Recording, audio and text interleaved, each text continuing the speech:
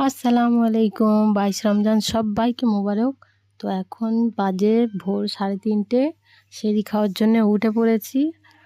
উঠে আমরা সেহরি খেয়ে দিয়ে নামাজ পড়ে তারপরে ঘুমিয়ে পড়ব। তারপর সকালবেলা উঠে ছেলের জন্য একটু ম্যাগি বানালাম। ম্যাগিটা বানিয়ে ছেলেকে খাওয়াবো। ওকে খাইয়ে দিলে আমার অনেক বড় একটা টেনশন দূর। তারপরে বাড়ি কাজকর্ম করতে হবে। ওকে আস্তে আস্তে ঠান্ডা করে খাইয়ে দিলাম।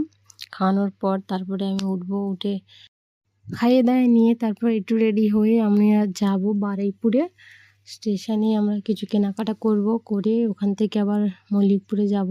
তো আমরা ট্রেনে উঠে পড়েছি। কেনাকাটা করে নিয়ে ক্লিপ নিতে ভুলে গেছি, আমার মনেই নেই, যেহেতু রোজা করে আছি, রোদের মধ্যে খুব কষ্ট হচ্ছে।